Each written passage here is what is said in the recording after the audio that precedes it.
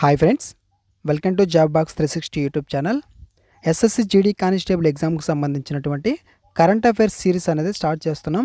మీకు ప్రతిరోజు ఒక వీడియో, ఒకవేళ డే బై డే వీడియో కూడా వచ్చే అవకాశం ఉంది. సమయం ఉంటే ప్రతిరోజు వీడియో అనేది వస్తుంది. ఓకేనా?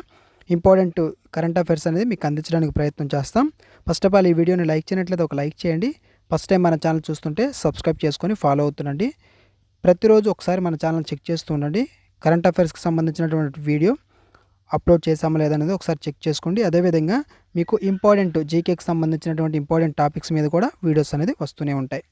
ఫస్ట్ క్వశ్చన్ చూడండి. Who has been appointed as the 51st chief justice of India? భారతదేశ 51వ ప్రధాన న్యాయమూర్తిగా ఎవరు నియమితులయ్యారు? 51వ ప్రధాన న్యాయమూర్తి వచ్చేసరికి సంజీవ్ ఖన్నా. ఎవరు? సంజీవ్ ఖన్నా అనమాట. మనకి 50వ న్యాయమూర్తి ఎవరు అంటే మనకి చంద్రచూడ్. ఎవరు? చంద్రచూడ్ 50వ న్యాయమూర్తి. 51వ వ్యక్తి వచ్చేసరికి సంజీవ్ ఖన్నా. ఎప్పుడంటే మనకి నవంబర్ 2024లో నియమితులయ్యారు సంజీవ్ ఖన్నా గారు. ఓకేనా? తర్వాత ఈ యొక్క రాష్ట్రపతి ఎవరైతే ఉంటారో వీళ్ళు సుప్రీంకోర్టు ప్రధాన న్యాయమూర్తిని నియమించడం జరుగుతుంది. సుప్రీంకోర్టు ప్రధాన న్యాయమూర్తిని భారత రాష్ట్రపతి నియమించడం జరుగుతుంది. అదేవిధంగా సుప్రీంకోర్టు న్యాయమూర్తులు 65 సంవత్సరాలు 65 సంవత్సరాల ఏళ్ల వయసు వరకు వీళ్ళు పదవిలో అయితే ఉండొచ్చు అనమాట. 65 ఇయర్స్ వరకు వీళ్ళు పదవిలో ఉండొచ్చు. Which team won the 2024 ICC men's T20 world cup title? 2024 ICC పురుషుల T20 ప్రపంచ కప్ టైటిల్ను ఏ జట్టు గెలుచుకుంది అంటే ఇండియా గెలుచుకోవడం జరిగింది. ఇండియా గెలుచుకోవడం జరిగిందనమాట. మనకి భారత్ అనేది ఫైనల్లో సౌత్ ఆఫ్రికాని ఓడించి ఇండియా గెలవడం జరిగిందనమాట. ఐసీసీ పురుషుల T20 ప్రపంచ కప్ అనేది. ఓకేనా?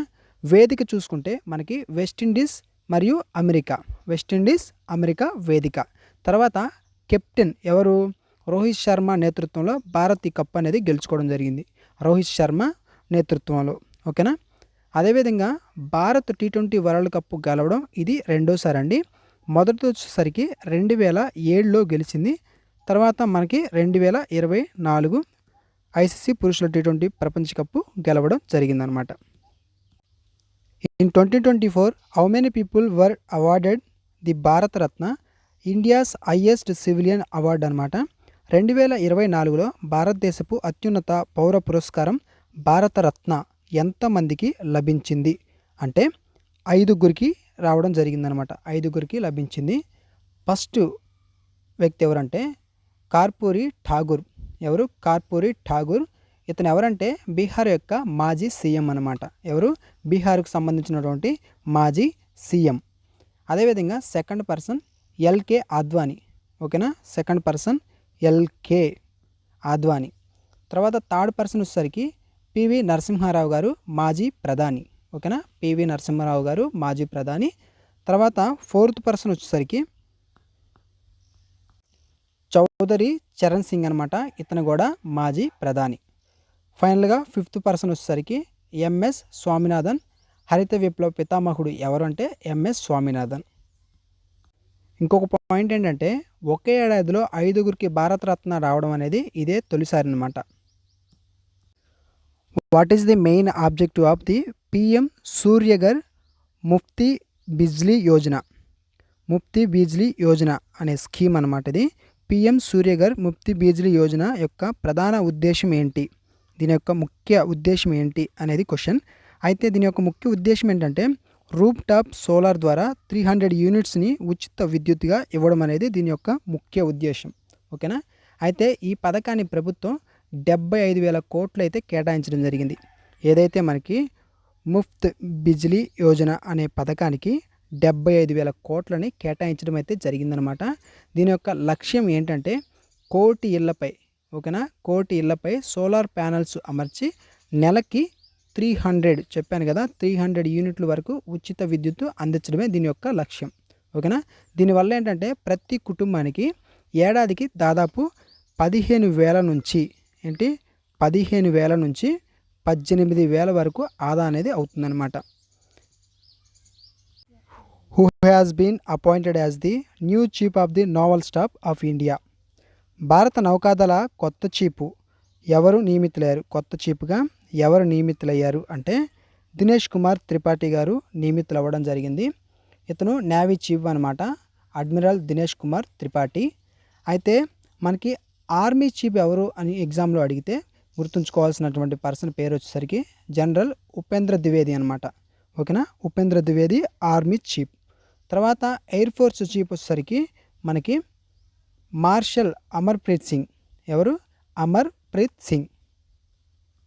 ఇతన్ని ఏపీ సింగ్ అని కూడా పిలుస్తారు. ఓకేనా, అమర్ప్రీత్ సింగ్ ఎవరంటే ఎయిర్ ఫోర్స్కి సంబంధించినటువంటి చీఫ్ అనమాట, ఏపీ సింగ్.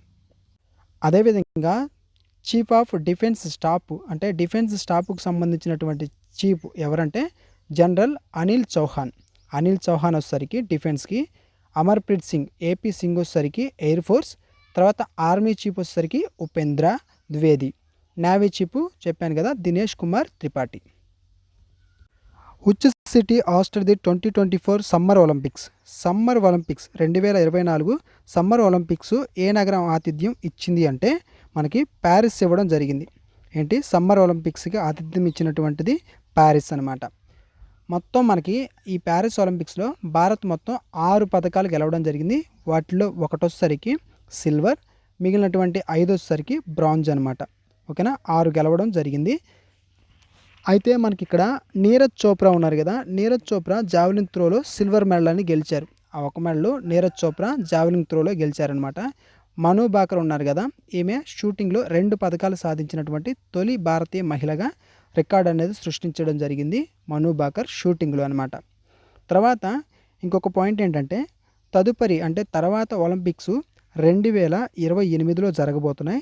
ఎక్కడ జరగబోతున్నాయి అంటే లాస్ ఏంజల్స్, అమెరికాలోని లాస్ ఏంజల్స్లో జరగబోతున్నాయి. Who was awarded the 59th Jnanpith award. 59వ జ్ఞానపీఠ అవార్డు ఎవరికి లభించింది అంటే మనకి ఇక్కడ గుల్జర్కి లభించడం జరిగింది. అదేవిధంగా జగద్గురు రాంభద్రాచార్య వీరిద్దరికీ లభించడం జరిగిందనమాట. బోత్ ఏ అండ్ బి వీళ్ళిద్దరికీ లభించింది కాబట్టి ఆప్షన్ సి కరెక్ట్ ఆన్సర్.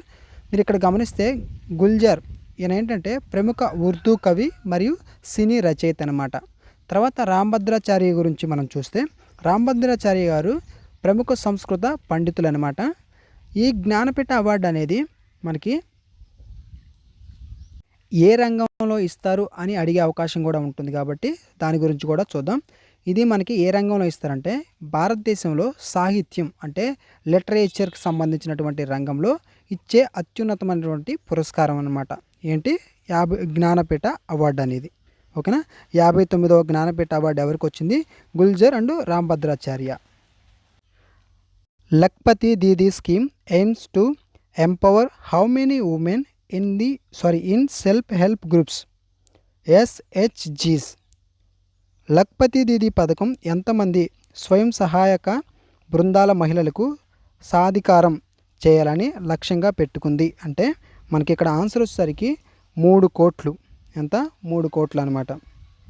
ఈ లఖ్పతి దీదీ పథకం అనేది గతంలో మనకి 2 కోట్ల వరకే ఉండేదన్నమాట. అయితే ప్రారంభంలో మనకి దీని యొక్క లక్ష్యం 2 కోట్లు ఉండేది. కానీ బడ్జెట్ నిర్మలా సీతారామన్ గారు ఏం చేశారంటే 2024లో దీన్ని 3 కోట్ల కంటే 1 కోటి పెంచడం జరిగింది. 3 కోట్లకు పెంచడం జరిగిందనమాట.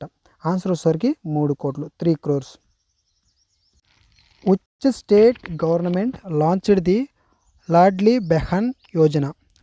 బెహనా యోజన అనేది ఏ రాష్ట్ర ప్రభుత్వం ప్రారంభించింది అంటే ఆన్సర్ వచ్చేసరికి మధ్యప్రదేశ్. ఏ రాష్ట్రం? మధ్యప్రదేశ్ ప్రారంభించడం జరిగింది. ఈ పథకం కింద అర్హులైనటువంటి ఎవరైతే మహిళలు ఉంటారో ఈ మహిళలకు నెలకి 1250 రూపాయలు ఆర్థిక సహాయం అందిస్తారు. ఇలాంటిదే మనకి మహారాష్ట్రలో కూడా ముఖ్యమంత్రి మాజీ లాడ్లీ బెహిన్ అనే పేరుతో ప్రారంభించడం జరిగింది. ఈ పాయింట్ కూడా గుర్తుండాలి. ఏంటి? మహారాష్ట్రలో ముఖ్యమంత్రి మాజీ లాడ్లీ బెహిన్ అనే పేరుతో ప్రారంభించారు. అది మహారాష్ట్రకు సంబంధించి, లాడ్లీ బెహనా అనేది మధ్యప్రదేశ్కి సంబంధించింది. ఈ 2 పాయింట్లలో మీరు కన్ఫ్యూజ్ కాకూడదు. Who is the current chairman of ISRO? Indian space research organisation యొక్క కరెంట్ చైర్మన్ ఎవరంటే వి నారాయణ్. ఎవరు? వి నారాయణ్. ఇక్కడ ఆప్షన్ ఇవ్వలేదు. So V Narayanan answer. అయితే మనకి ఇక్కడ ఉన్నటువంటి ఎస్ సోమనాథన్ వచ్చేసరికి 10వ చైర్మన్. ప్రజెంట్ ఉన్నటువంటి వి నారాయణన్ వచ్చేసరికి 11వ చైర్మన్ అనమాట. ఓకేనా. ఇక్కడ ఉన్నటువంటి సమీర్ వి కామత్ అనే వ్యక్తి ఎవరంటే డిఆర్డిఓ యొక్క chairman, defence research and development organisation యొక్క చైర్మన్ సమీర్ వి కామత్. మీకు డే బై డే లేకుంటే సమయం ఉంటే ప్రతిరోజు కంపల్సరీగా కరెంట్ అఫైర్స్కి సంబంధించినటువంటి ఇంపార్టెంట్ క్వశ్చన్స్ అనేది కంపల్సరీగా మీకు అప్లోడ్ చేయడానికి ప్రయత్నం చేస్తాను. కాబట్టి మన ఛానల్ అయితే సబ్స్క్రైబ్ చేసుకొని ఫాలో అవుతుండండి. ఇగో టెలిగ్రామ్ గ్రూప్ కూడా ఉంది మనకి. ఎవరైనా జాయిన్ అయినట్లయితే గ్రూప్లో కూడా జాయిన్ అవ్వండి. ఈ పీడిఎఫ్స్ మీకు అక్కడ ప్రొవైడ్ చేస్తాను విత్ ఆన్సర్స్తో మీకు చదువుకోవడానికి వీలుండే విధంగా.